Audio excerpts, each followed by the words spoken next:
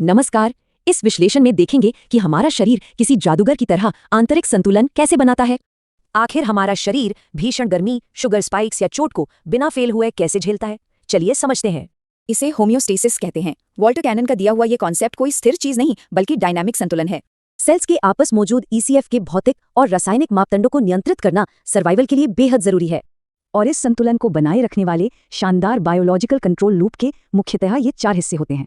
इनमें से negative feedback बदलाव को रोककर स्थिरता लाता है, जबकि पॉजिटिव उसे जानबूझकर और तीव्र करता है। जैसे गर्मी लगने पर दिमाग का हाइपोथैलेमस पसीने और रक्त वाहिकाओं के जरिए बॉडी को तुरंत ठंडा कर देता है। कमाल देखिए, मीठा खाने के बाद इंसुलिन अचानक बढ़े हुए ब्लड शुगर को कितनी तेजी से सामान्य कर देता है। वहीं बीपी बढ़ने पर बारोरिसेप्टर रिफ्लेक्स दिल की धड़कन को कम करके स्थिति को वापस सुरक्षित बना देता है। लेकिन कभी कभी तेजी जरूरी होती है, जैसे बच्चे के जन्म के दौरान ऑक्सीटोसिन जानबूझकर कंट्रैक्शंस और बढ़ा देता है। खून का थक्का जमना या नर्व इंपल्सेस जैसी प्रक्रियाओं को तेजी से पूरा करने के लिए ये लूप जरूरी है। पर सावधान, अगर नॉर्मल स्थिति में ये पॉजिटिव फीडबैक शुरू हो जाए तो ये एक घातक चक्र बन सकता है।